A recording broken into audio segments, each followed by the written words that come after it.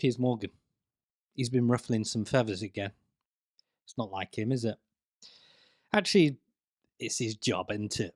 Grab the attention, and it certainly works. However, I do believe that this one is worth a mention. This is a recent tweet that somebody put out. Piers Morgan wants you to forget he ever wrote this.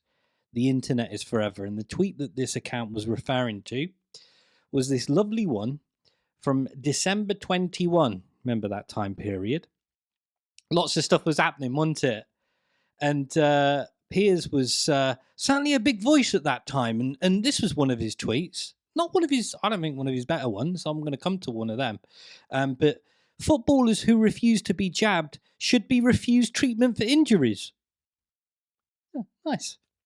After all, why should they trust doctors about treatment for broken legs and torn ligaments if they don't trust them about a life-saving vaccine?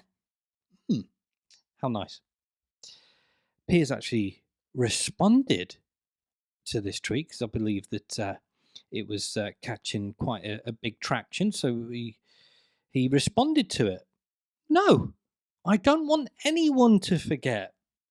As I've previously said and apologized for, I was misled by the early scientific guidance about the supposed ability of Rona vaccines to prevent transmission of the virus. That turned out to be wrong, and I was ludicrously over-censorious. Censorious. That's one way of putting it. You were many things at that particular point, and I'm sure many people have got many different names for that.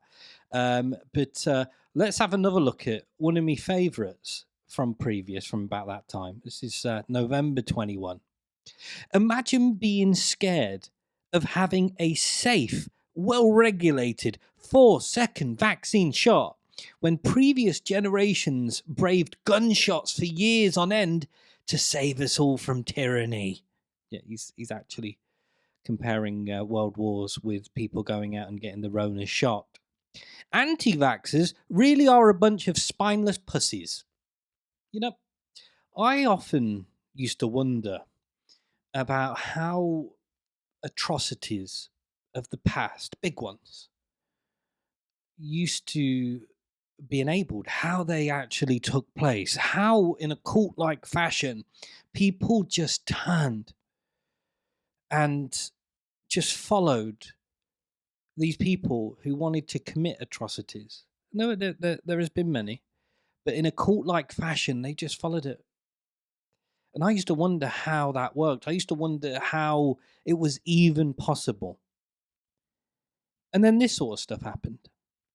Then these sort of tweets came out from people like Piers. And post 2020, I wondered no more. And what I still wonder about is if it was allowed to continue at that time, post 2020 and onwards, if after that couple of years some more information wasn't allowed to come out, because that's what was very much happening too, right? Suppression of information has been happening for years anyway, but it filtered through. More people started to question, think, maybe the media isn't telling me the entire truth. Maybe these tweets from Piers, although emotionally driven and full of passion, maybe they're a bit harsh. I believe I'm being kind, but I've never been a troll.